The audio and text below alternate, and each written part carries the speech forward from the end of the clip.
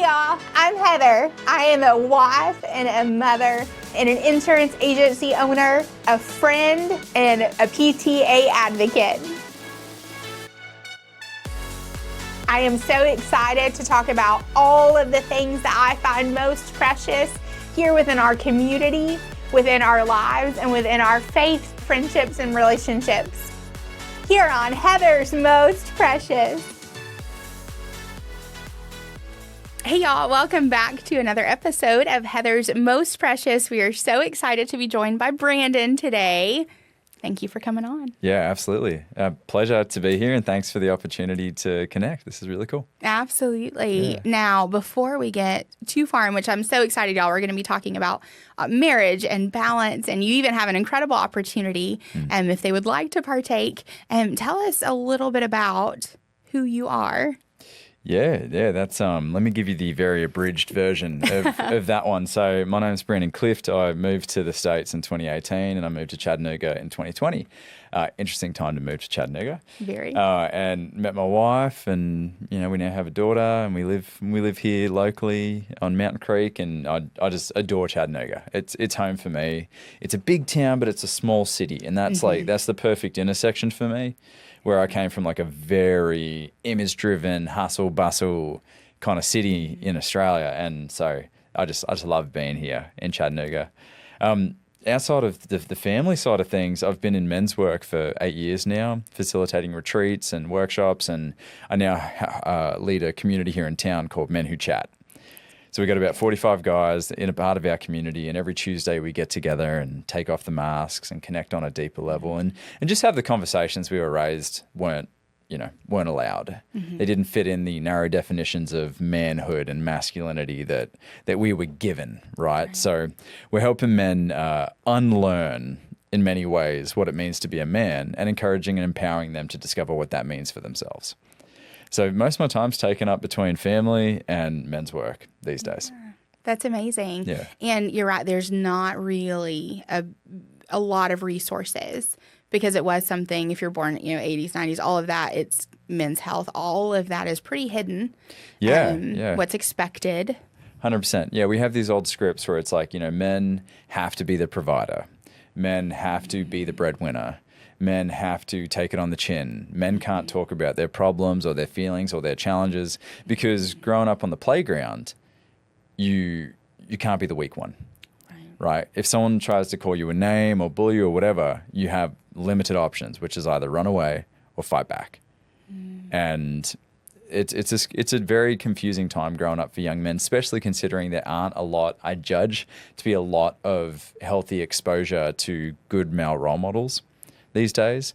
And even if there is a dad involved in the household, especially if dads are running the old script of I have to work till my eyeballs fall out so I can provide and be the man, they're sacrificing that quality time that just young boys crave and need, and just they're dying for it. They're absolutely dying for it. And a lot of kids aren't getting it, even in two-parent households. So a lot of our work, you could say, is reflexive and reactive in a sense, because these are men who are now fathers of varying different ages, very different racial backgrounds, religious backgrounds, that are now going, man, this script I've been running my whole life doesn't serve me anymore. And I need to determine and find out what it is for me going forward, which can be very difficult to kind of peel off that thick mask of the old way of being a man. Do you see in a lot of them that come in, does it take time for them to actually feel comfortable in being able to express themselves and accept what it is y'all are teaching? And so that's interesting. From the outside looking in, you would assume that men are very hesitant and tentative to open up. But here's the thing. If they're showing up in the first place, they've already done the scariest thing they could possibly ever do, which is admit that they need support from other men. That's kind of your admission when you say, yes, I will be there Tuesday night for this men's group. And more often than not, when men get there, like, we give them an option, like your first couple sessions, you can just sit back and watch. You don't have to share anything. Like, it's your call. Just tell us a bit about yourself. But man, you watch these guys, they're like, oh, finally a place where I can feel safe enough to talk about the challenges I'm having in my marriage, I'm having at work, I'm having in my parenthood, I'm having in my own identity. It's like this breath of fresh air. And men have told us it felt like they were breathing through a straw before they found this space.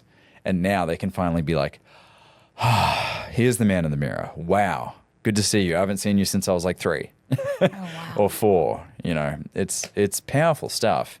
And so I'm constantly, even the time I've spent in this space, I've been doing it since I was 23.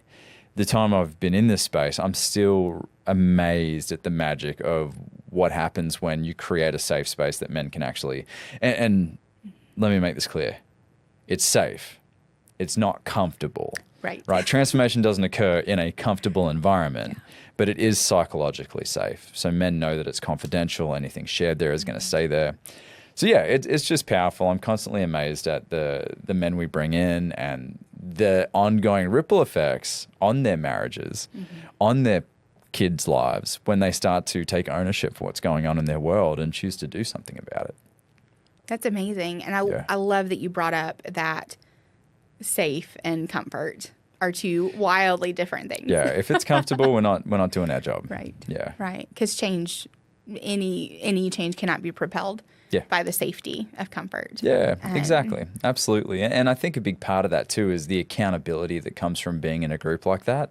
Because there may be an action, a task, a conversation that I've been putting off for however long. Right. And on the other side of that conversation or task or action is the life I want, or it's the identity that I want, it's the reality that I want. And men can come to us and create that agreement, create that accountability, and we can support them and say, hey, you're going to have this conversation with your dad that you've been meaning to have for 20 years, and you've shared all these reasons why it's important. Regardless of the outcome of this conversation, we're still going to be here. Like, we've still got you. We're not going anywhere. And that, it provides kind of a net that many men have never allowed themselves to have in their lives, because we're raised to do things alone, take it on the chin, be the John Wayne, the Clint Eastwood that solves things with fists rather than with words and compassion. So yeah, it's just continues to be a huge staple of my life, and the partners of the men in these groups can tell you how much they love it because of the man they get to see that comes home. That's fantastic. And it has to be really rewarding to have started something and been able to cultivate just this atmosphere that allows them to not only seek out, right, the change, but have the resources and then be able to apply them. Yeah. And then you are being able to see that end result. Yes, absolutely. Yeah, I mean, otherwise I wouldn't keep going back to it, because since getting married and having kids, like, that's where I want to spend my time. But the reward is just still so great, and the knock-on effect is so prevalent in our lives, in my family's life, that I'm probably going to do it to the day I drop. Well, and I think you've found a space that y'all are just now touching, right? As you mentioned. Yeah. Well, I mean, just the kind of critical mass that's coming from having more and more men involved. Like, end of September, we've got a training. It's our rite of passage. Like, this is where boys go to be laid down so that grown men can come out, right? Because I judge that many of the men out in the world that are leading are really just little boys, pulling strings inside a grown man's body. And often that's unresolved trauma, that's unresolved issues that still are piggybacking these men's lives. And so we have, 8 guys in Chattanooga that are going up to this training. It's out in Crawfordsville, Georgia. When they come back, like, just watch this space. Like, watch how that is going to impact their families, how it's going to impact their own lives personally, how it's going to impact our community here in Chattanooga. Like, it's about to explode. And I'm just really excited. And I think a cool thing too is, one of the things I love the most about the South is there's this element of faith that's kind of tied into a lot of just the culture here, which means that there are spaces like small groups that are available for a lot of men, a lot of women, a lot of kids, that they can get that support that they need. But what the men of faith in our community will tell you is that they love coming to a space that isn't faith-based, because we have men that are gay, that are straight, that are black, that are white, that are atheists, that are Jewish, like across the spectrum, that are Republicans, that are Democrat, that are libertarians, and we never talk about those things. Right. It's about, what is your lived experience as a man? And it's just nice to be like, oh, wow, like, I'm not being, I get to change environments and just be with men. This is about manhood and masculinity and becoming a healthy man in my life, as opposed to more of an external force, being of faith or religion or the community that's attached to it. So it's a unique arena in somewhere like the South here, like here in Chattanooga. I think that's huge, but I think most of us, right, if you are in whatever box you're in, right? So you were talking about faith-based, and if it's a small group within their church or within their community, they are known not just as themselves, and I think sometimes it's hard to open up when you are in there and you're either sharing that space with your family or with people who know you, and that can be scary. Well, I mean, a man told me the other day, he goes, if I shared what I shared tonight in small group, Ted's going to tell Tina and Tina's going to tell my wife. You know, like a confidentiality isn't established. And I'm sure there are small groups out there that do confidentiality, but also it's like there are men that are afraid to, they feel like if they share certain things, they lose status. And some church communities, status is a big thing. You know, the roles you play in the church, the roles you play professionally. Whereas in our group, we have a guy show up in an 89 Honda Beta and another guy show up in a Maserati. Like it doesn't matter. It doesn't matter how much you make, all the rest. Like we remove those elements so that we can get to the core of like, what's your story, man? Like, what is your experience in life? That's where we live and exist. And we challenge each other from that space. That's awesome. Yeah. Now, what resources are y'all able to bring in outside of just what you as a leader or the other leaders in the group are able to offer? Yeah, absolutely. So we make clear that we are not therapy and we are not a replacement for therapy or any professional mental health resources. And we don't fix each other. I think men naturally love to fix problems and we naturally like to provide solutions. Well, that's rule number one. We take that off the table. We do not fix each other. We do not offer advice unless someone advocates for it. Guys, I need help. I have no idea what to do right now with my boss, with my wife, whatever. And so that's that already creates kind of like a tension because you watch guys that are just like wriggling in their chairs because they're like, I can fix your problem. And I'm like, don't steal the struggle. It's like with your kids, right? Good. If your kid falls down and you try and help them back up all the time, every time they fall, they're going to wait for you to pick them up, right? Don't steal the struggle. So that's a necessary element here. As far as broader resources, so we are just one part of a very large international organization called the Mankind Project. And the Mankind Project has been around for 40 years. And what we do is create safe spaces for men all over the world. So I got into this work in Australia, same organization that we now have represented here in Chattanooga. And my dad got into the work when I was 9. So it's been around a long time. And with that, you have this national and international organization that can provide greater access to resources so that men can get to these trainings. For example, this training coming up in September in Georgia, it's $795. There are men out there that can't rub a nickel together that need this work. We have the resources to remove those barriers so that men can get to these trainings and do the work that they need to do, get the healing that they need. And we also affiliate with other organizations and mental health nonprofits. And so, yeah, those are the greater resources that are available. And 80,000 men worldwide have done our New Warrior training, which is this training I'm referencing. So you become a part of a brotherhood that's worldwide, that has nothing to do with political, religious, or any other affiliation other than men wanting to support men. That's fantastic. And then being introduced to people who are not a part of your community, right? Or that you may not have been able to connect with outside of this. And I know you mentioned your daddy.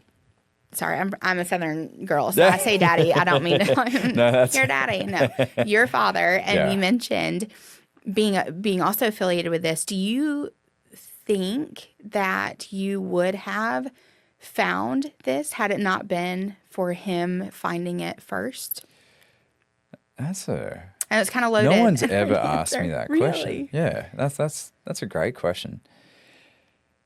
So even if my father hadn't found it, I was going to school. Dad had like the 8-track cassette tape in the back of the Jeep.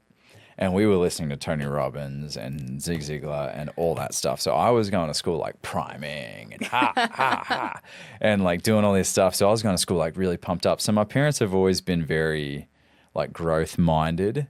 So I feel like, I don't know, something just tells me I would have found it in some way, because I myself, so context, I went to an all-boys private school. Okay. And I am so grateful for my folks. They worked their tails off to put me in that school, and a great education, great network, all that stuff. We know that here in Chattanooga, like the opportunities places like Baylor and Notre Dame and Macaulay gives kids. However, an all-boys private school where rugby is religion, right, where there's no real exposure to girls. And some of the things that came out of my mouth in reference to women and girls or non-heteronormative people, you know, I give myself grace. I was a kid, right? I was just trying to be a part of the crowd and whatever. But there was no repercussions to behaving that way. So calling, look, for the sake of your audience, I'm not going to repeat some of the things, but just very derogatory things. And the expectation was, I mean, this was established from kindergarten. Like, you got to be a man. Don't cry. Don't show weakness. Don't be gay, right? Play rugby. Be tough. Be dominant. These were the rules. This was the game at my school. Unsurprisingly, in the latter years of my schooling, I think we had a suicide every year for like 5 years straight. And these are kids that are privileged, resources, everything they could ever want. And I don't know each of these kids' journeys or stories or what family dynamic they were experiencing, but the best way I love it explained is I do not like or use the phrase toxic masculinity. It's a restrictive phrase. And it's never given enough context. Masculinity is objective. These are objective character traits that you have access to, that I have access to. I have access to feminine traits too. Masculine doesn't equal male. Feminine doesn't equal female, right? I just believe we naturally, whether that's biological or hormonal, we naturally have more access, say, to more masculine traits as a man. And we've certainly built a culture around that. And so when we say toxic masculinity and don't give context, in my judgment, we throw the baby out with the bathwater and we go, masculinity equals man, man equals bad. So let's remove toxic masculinity from the conversation and look at it as restrictive masculinity. Narrow rules, narrow definitions, something a man named Paul Kivel, a social scientist, called the man box. The narrow definitions of manhood that box us in. Now, spaces like the Mankind Project creates, like Men Who Chatt creates here in Chattanooga, is to help men get out of that box, to get out of that restriction. And so would I have found this work if my father never got into it? I promise you I would have, because I felt like I was breathing through a straw in high school and I couldn't be myself, because whenever I was myself, I got bullied. Whenever I was myself, it was no longer safe. Man. And so how do you think Joe Schmo in leadership position in whatever organization, you know, shares some vulnerability and the guys around him come down on him and call him XYZ name, what do you think he's going to do? Shut it down. Hide, repress, deny. And then just like holding a beach ball underwater, it's going to come up at some point, often after a couple drinks, often under immense stress. And who cops it the worst? The people closest to him. Of course. And so before my dad got into the Mankind Project and did his warrior training, before I was 9, it was pretty ugly for a little bit.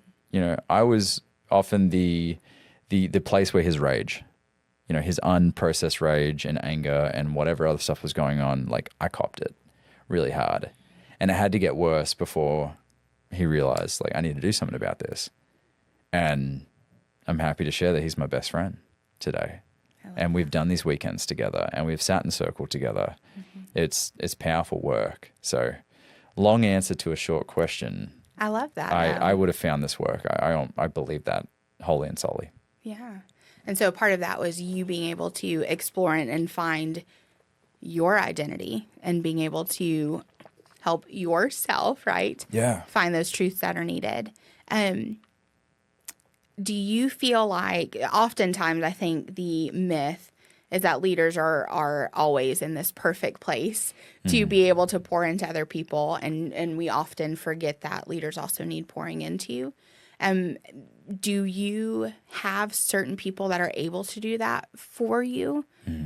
Yes. Yeah. So you can't pour from an empty cup. We have in our household, we talk about it. It's called the natural order. And I love asking this question. So anyone listening, I challenge you to answer this for yourself.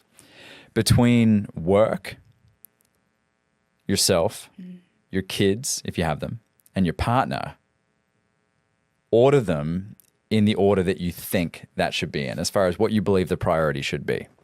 And we're in the South, throw in faith, right? And I know for many, faith's always going to be up top. And that's fine. When I ask groups of people or workshops or retreats that I facilitate this question, it amazes me. And primarily for men, it should be wife, kids, me, work. That's just an average answer. I go, okay, but now rank it realistically as to how you're putting your time. Work, kids, wife, myself. It's so interesting. Where have we come to where it's like, I'm going to give my kids more energy and time than my own partner, right?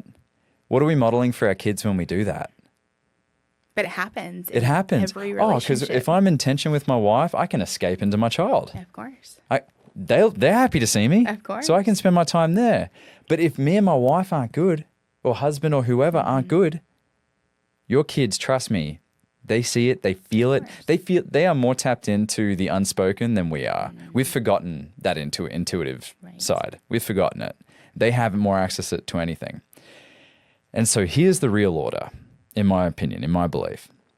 For those of you of faith, I'm sure many of you will chuck it up top. But it's me, my wife, my kid, and then work.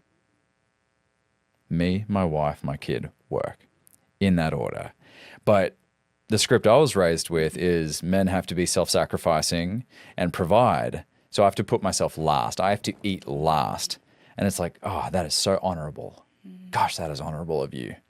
Yeah, enjoy those scraps. Enjoy those crumbs.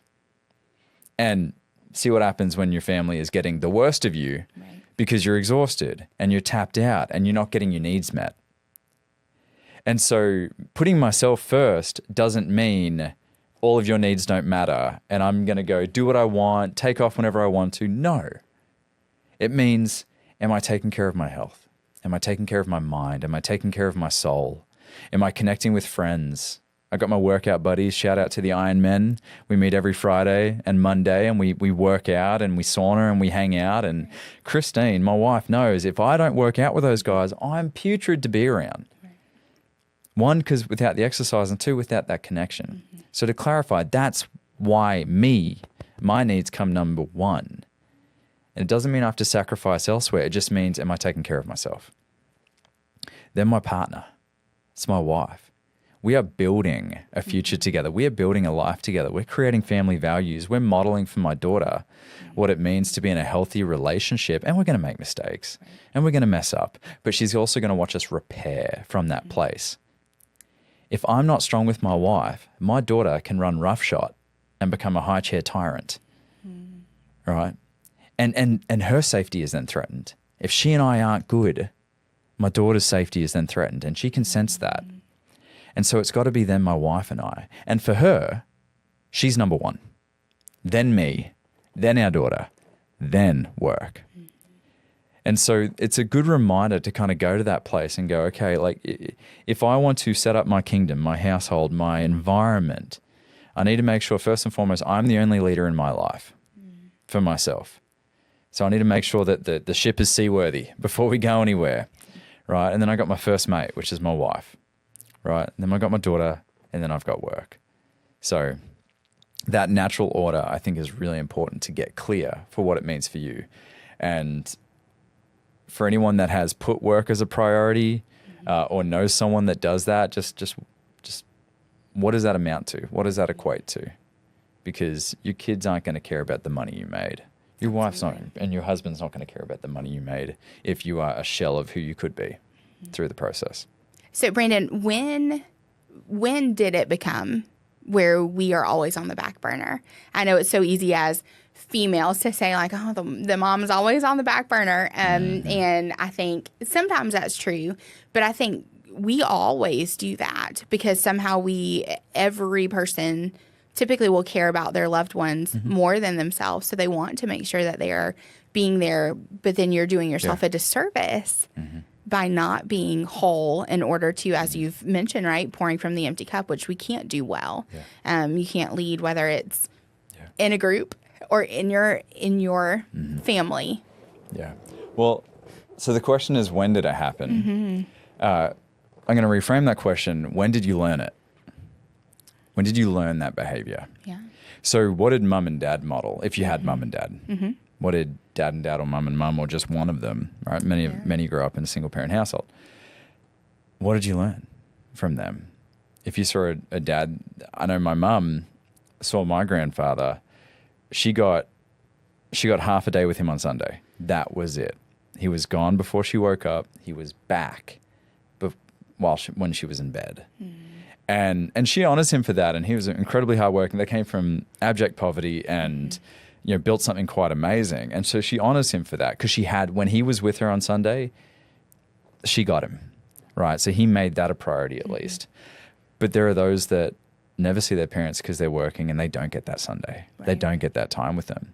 And so we are often products of the nature and the nurture, the environment we were raised in and who raised us in that environment. That's why the unlearning piece is so important. And I want to empower anyone listening to this or any of the messages I put out there is you're holding the pen. You have to determine what it means for you to be a man, for you to be a father, for you to be a husband. That is the message I'm always trying to get across. Don't and take the bits that your parents taught you that you love, take it, use it, abuse it. But also, it doesn't mean you just have to follow lockstep with everything they did. Don't be blind to the fallibility of your parents. Learn from them. Learn what worked for them, what didn't work for them. Learn what works for you because guess what? You are not your dad. You are not your mum. You're 50% of each biologically, and you're 100% you from your own unique experiences. So you have to determine what that is. Right. The conversation I would often have, so I owned a gym back in Australia and I sold that to move here. And whenever I worked with mums, the conversation always came to, why do you think you deserve this? And it was one of the hardest questions for them to answer because they have been mum, right? And I asked them, who were you before you met your now partner, your husband or wife? Who were you? Well, I had these passions, I had these interests. I go, okay, and then you became the fiance. Then you became the wife. Then you became the mother. What happened to Heather before all of those titles? She disappeared. Disappeared naturally, because whether it's maternal instinct or whether it's societal expectations, who says you can't still be that person and breathe energy into that person? And so if getting in shape, which was the context we were working at the gym, so what would it mean for you to prioritize your health? What you see in the mirror, what you love about yourself, and build that back up. Are you worthy of that? Do you deserve that? And the head might say no, but a deeper belief might say yes, or reverse order. And it's about tapping into, you are deserving of that. You are deserving to be the individual that you are, and don't lose that. It's so important for sustainability and longevity, and so you don't end up resenting everyone around you, right? Resenting your kids or your husband or whoever because you feel like you've lost that person that you are. So it's unlearning, and then it's determining and choosing, okay, this is how I want to show up in my life as a father, as a husband, as a citizen, as a brother, as an uncle, whatever. Whatever title or identity that you have. Sorry, my hip locked up. No, you're good. And as the people pleaser that I think a lot of us are, especially in the realms of trying to make sure that everybody has what they need, but realizing, again, trying to, like you said, take what you have learned, take the pieces that you love, the pieces that you want to carry on, and kind of ditching the rest. But somehow that feels wrong because it feels like you're dishonoring somebody, even though you're not, right? But what advice, what steps would you take for the person, whether it's the mom or the dad that is stuck in this space of feeling that they are not worthy or that they are not deserving to be able to put themselves first? What are just a couple of steps that they could take? So if I put this in a coaching context, because the men that hire me for coaching, we have these conversations basically day one. There is an element of grief that comes from changing ingrained behaviors, thinking, beliefs, characteristics. In men's work, in many men's workspaces, we'll call this shadow, right? The part of me I hide, repress, and deny. These belief systems of I'm not worthy, I'm not good enough. It could be, like F you or whatever. These experiences we have from a young age where we create belief systems to survive. So say I'm 4, and this often happens when kids are like 4, 5, 6 years old. So let's say the only way I was able to get my needs met as a kid was to be boisterous, be big, be gregarious, and I was rewarded for that. My parents, who were busy and always focused on work or this or that, they gave me attention. Okay, cool. Noted. Kids are pretty smart. So I keep doing it. I keep performing. And then I go to school. How do I get attention and my needs met from my teachers and my classmates? Be the class clown, and you start to build this muscle. What happens, though, is that muscle gets stronger and stronger. This identity gets stronger and stronger. It maybe opens doors in the future, but then all of a sudden, you have to perform all the time to get validation. You have to turn it on all the time to get your needs met and to be witnessed and to be seen and to be valued. I'm explaining Robin Williams right now. And what happened to him, right? He self-admitted that people don't know me. They don't know who I am because I have to be this eccentric character that people have built me up to be. I'm also telling Will Smith's story because that's how he got his needs met. His father was a very scary, terrifying, ex-serviceman who was rageful. His brother's instinct was to fight. His sister's instinct was to flee. Will Smith's instinct was to, if I could just make him smile, then I'm safe. It was to perform. And so he went to school and performed, and then what do you know, he's getting into hip-hop in the 80s and, winning Grammys and all the rest. He built this thing up, and then he opens his book with saying, you don't know me. You know the actor, you know the singer, you know all this stuff. You actually don't know who I am. I don't want to take photos with you. When I'm working out at the gym, I don't want you to come up and tell me how I've inspired you. Like, just leave me alone, right? So there's these identities, these personas that we build from a young age. So to come back to your question, what do you say to someone or how do you start the conversation? It's what belief system, characteristic, shadow, story you tell yourself is no longer serving you. Because it once did. Right. It once did. But it's like that suit or dress or shirt that just doesn't fit anymore. It's itchy, it's wearing, and you don't have to keep doing that. So rather than shame yourself for still having to entertain and speak up to get your needs met, or for some people it's fight, don't shame yourself for that. Just learn and go, you know what? This helped me when I was a kid. This helped me when I was in this situation. And guess what? 9 times out of 10, it's not helping me anymore. So once I can shine a spotlight on it, it's no longer a shadow. And I can put it in front of me. I can tell you my biggest shadow is around worthiness.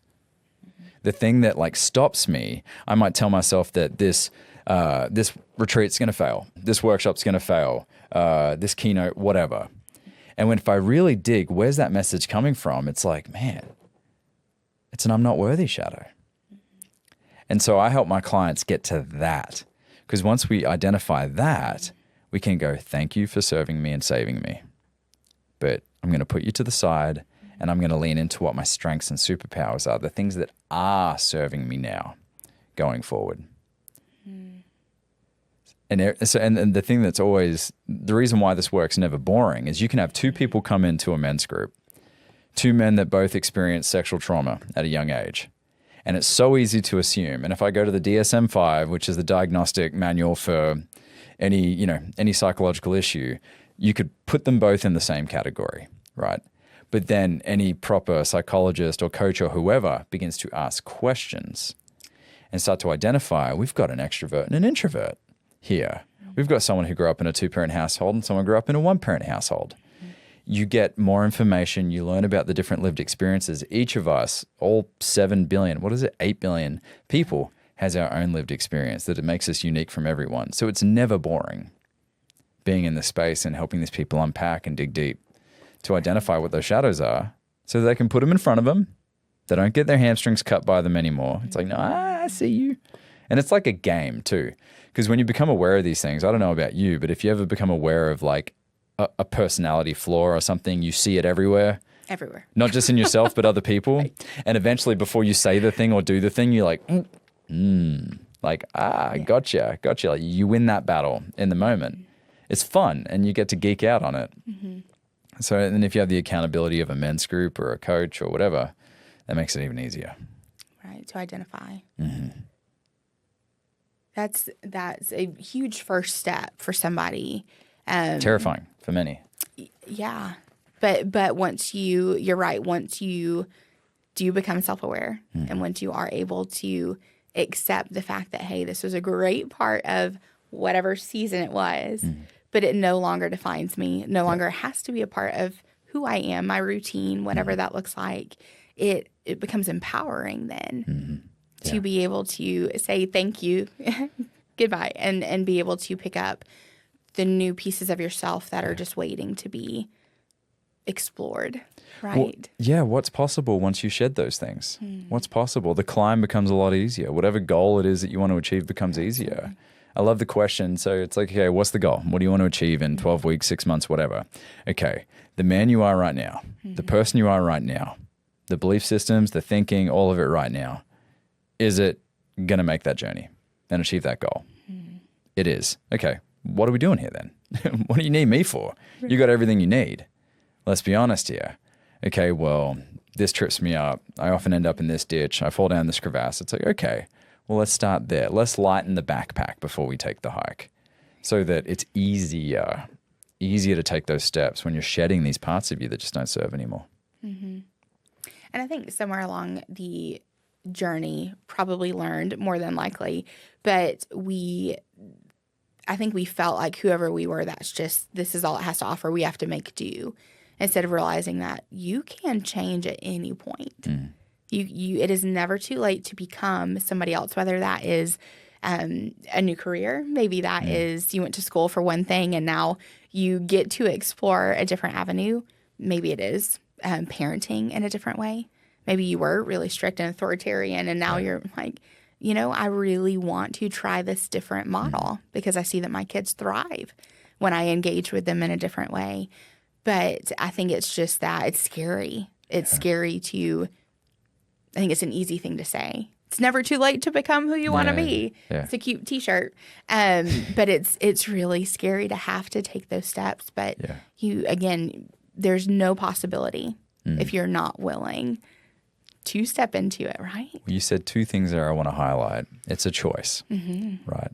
It is a choice at the end of the day. And if you make that choice consciously, then you get the ability to take ownership for the outcome and responsibility for how you're going to get there.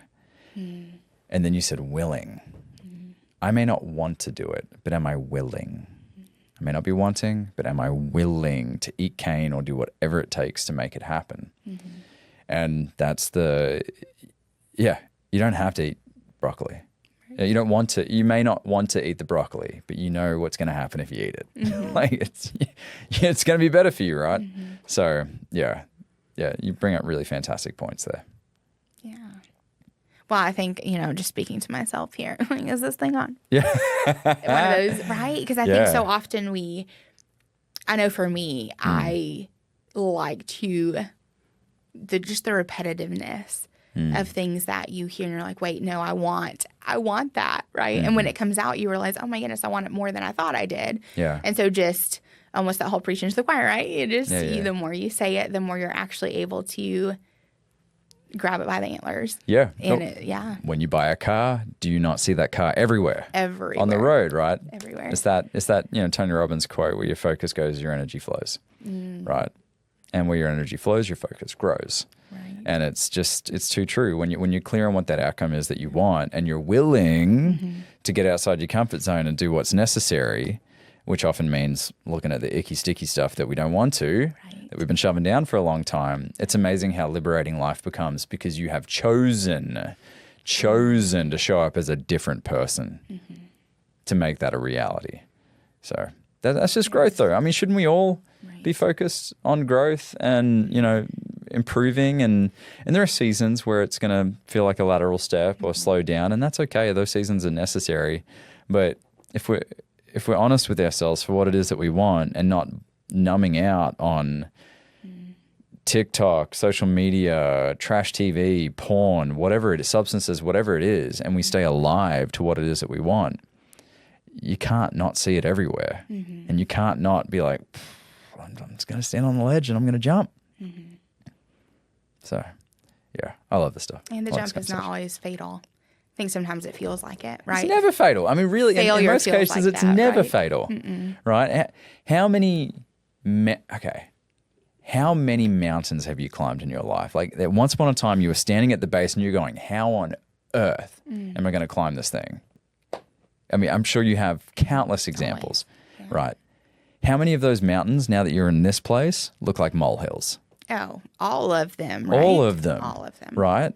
So give yourself credit for where you've come from to get to this place. And I'm sure each of those felt like a leap, like a terrifying jump. Absolutely. You're still here. Yes. Here you are. So use the evidence. Evidence is there. You climb mountains. So why not keep going?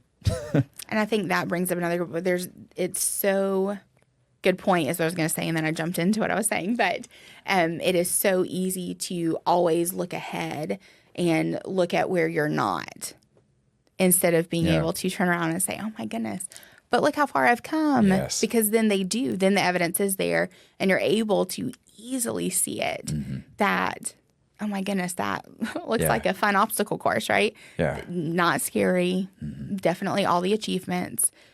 But when we're looking ahead, you're never going to be enough for the future, right? Yeah. You have to, at some point, celebrate, right? You have to celebrate.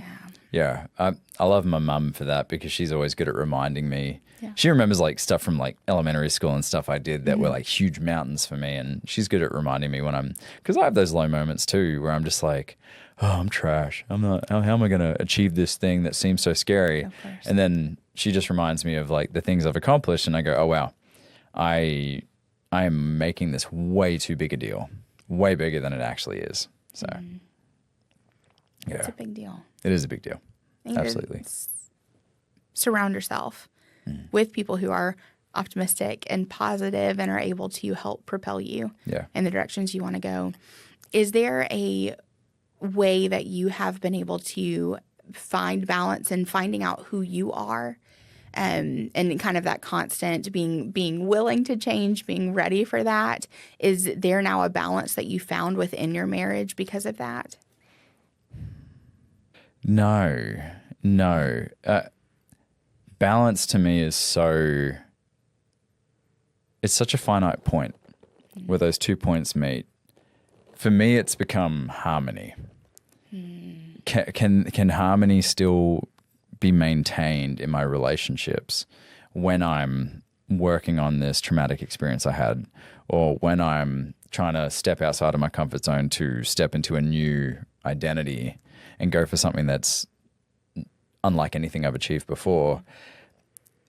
That's where having that solid core with my wife and with my greater family and with my close friends is so important, because otherwise none of it's possible. Right. None of it's possible. So the way to maintain that harmony for me is my wife and I have rituals. We have our rituals. We have our 6-second kiss when she gets home. We have our little mantra that we say when she leaves for work. We have our stress-reducing conversations at the end of the day. We have our weekly meeting on a Sunday where we look at the week ahead and how we meet each other, can meet each other's needs, and where we might have dropped the ball, and share appreciations. So it's easy for me to get as someone with ADHD, it's easy for me to get tunnel vision on a goal, and I can lock myself in a room and I can get so hyper focused. I'll see you in a week, right? Not shaved, eyes down, drooping down. But I can't do that with how I've set up my life. There are people that depend on me emotionally, physically, and none of what we have is possible. So none of what we have is possible if it wasn't for the work that my wife has done respectively and that I have done, which allowed us to find each other in our lives, right? And I had to eat a lot of you know what to be the person that she would even recognize or even notice. And the ongoing commitment to this is not the end. Like this is not, we haven't peaked here. And as we've talked about kind of harmony in marriage, you've got something pretty exciting coming up. Yes. Oh my gosh. So a year ago, my wife and I went up to Columbus, Ohio for what was then called the Ambitious Couples Weekend.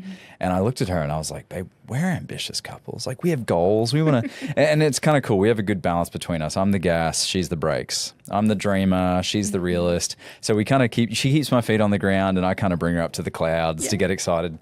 And so we go to this weekend and it was amazing.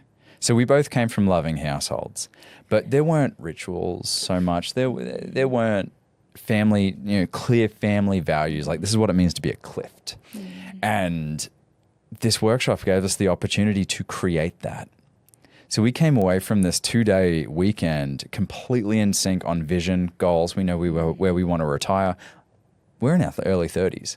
Right, but we know where we want to retire. We want a place on the beach in Australia. We want a place in the mountains here in Chattanooga or in and around Tennessee.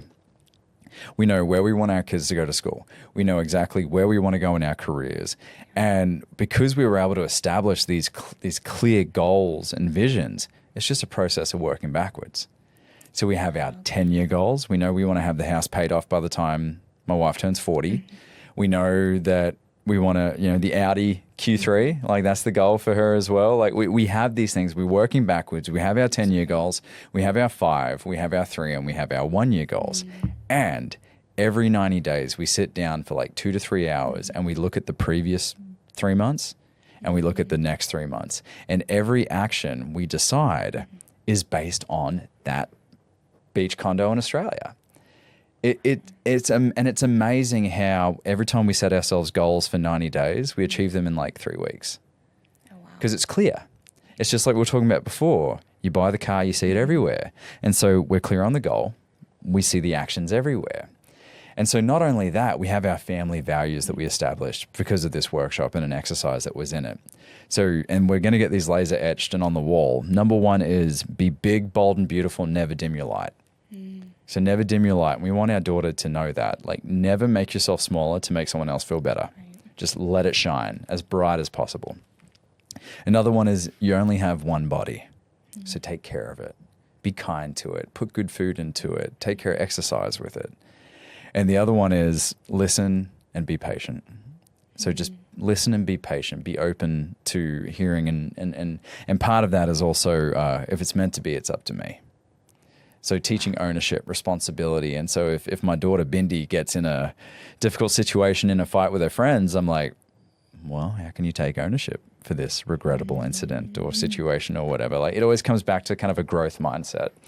So we have these family values, we have these goals and visions. We're on the same page because before, we got pregnant, before we got married, and we met and we fell in love, and there was never a shortage of passion. It felt like we had 2 canoes that converged in the same river, but we hadn't quite gotten in the same canoe. And what I tell other couples is this is about getting in the same canoe. Are you 2 going in the same direction? Because more often than not, when careers get hectic, when kids are demanding and they've got dance rehearsals and gymnastics and report cards, all these things you got to manage and deal with, it's very easy to lose the thing that made all of this possible, which was your union with your partner. And so couples that have done this workshop will tell you they feel the same excitement they had on the day they got married. Wow. as newlyweds. Like anything is possible. They're no longer burdened and bogged down by how hectic and tough life is because they've taken this time to invest in themselves and each other to get in the same canoe. And that's what we're bringing to Chattanooga on October 12th and 13th in North Shore. That's amazing. Yeah, I love it so much. And we've become such good friends with the people who created the system that I'm like, we want to expose this to our friends and family. We tell them about it all the time. And they're like, so how do you do the values? And I'm like, let's just make this easier. Let's fly James and Rebecca, who are their names. Let's fly them down and let's put this thing on. So we're doing it at Rev Optimal Living in North Shore. And it's going to be catered. You don't have to worry about the food or anything else. And you can find details I guess you want the link now. So yes, that'd be great. It's ambitious-couples.com/retreats. And I'm sure those links will be in the show notes. So ambitious-couples.com/retreats. And you'll see all the information. And I'll make sure my contact details are available as well. You can call me, we can chat, we can get coffee, and I can tell you all about it. That is fantastic. Sounds like an amazing opportunity. And it's neat to hear that y'all have been through it and you have seen kind of the results reflected in your marriage. That's a big deal. Well, and I'd say we're quite unique because we're young while we're doing this. You know, we've been married 2 years, 2 weeks ago. Yeah. So we're early in the game. And when we did our workshop, there's been 8 of these thus far. When we did ours, which was the first one, every other couple was married 10, 20 years, and they were now kind of really working to get back. And so what we want to say is you can be in the very early stages of a relationship, or you could be married 30, 40 years plus.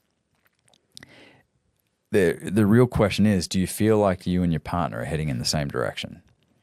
And are you both clear on what that direction is?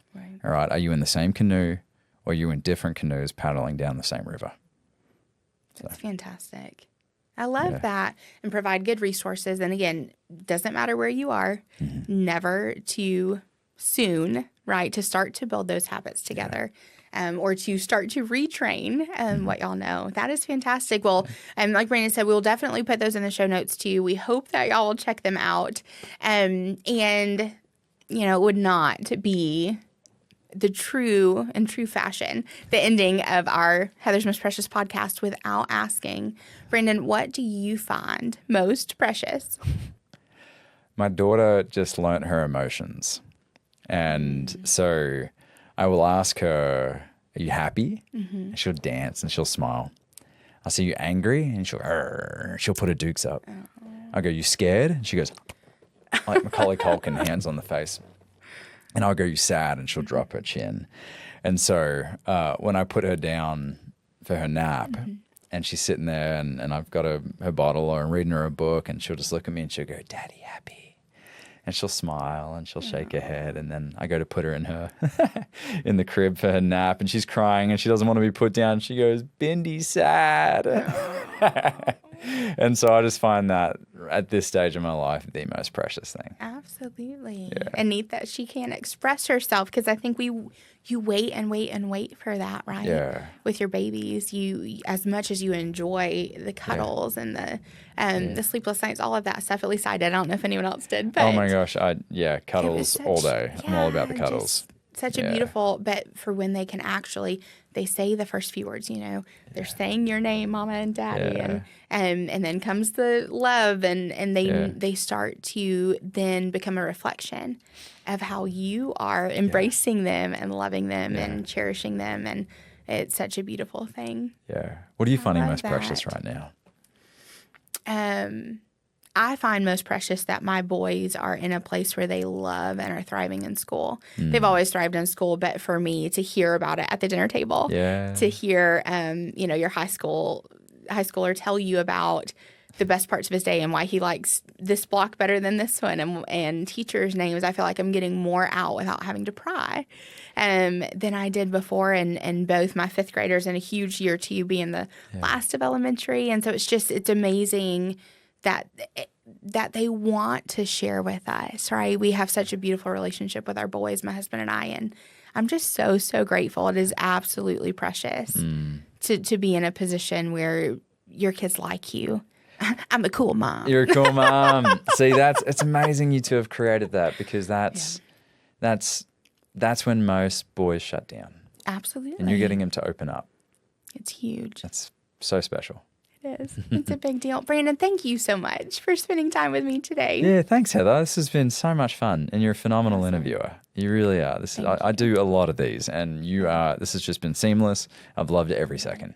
That is fantastic. And y'all make sure, check out the show notes. You will find, again, about the Ambitious Couples Retreat or workshop. I keep calling it a retreat, y'all. Yeah. As well as we will throw your podcast in there and just other ways that you're able to connect with Brandon. You will definitely want him on your side. And y'all, as always, I hope that you will choose to be kind, choose to be grateful, and choose to encourage. And we'll see you back next week for another episode of Heather's Most Precious. Bye, y'all. Heather's Most Precious is brought to you with love by the Hendrickson Agency, an insurance agency serving all of Georgia and Tennessee. The Hendrickson Agency, properly protecting your most precious possessions. Support for Heather's Most Precious is provided by Study.com, which offers SAT and ACT study materials and even has resources for AP and college credit courses. Listeners of Heather's Most Precious get 30% off their first 3 months of any subscription level with offer code PRECIOUS. Just go to Study.com and use offer code PRECIOUS at checkout. Heather's Most Precious is produced by Chattanooga Podcast Studios and is part of the Podnooga Network. Find out more at ChattanoogaPodcastStudios.com. Thanks again for listening. We'll be back soon with another episode of Heather's Most Precious.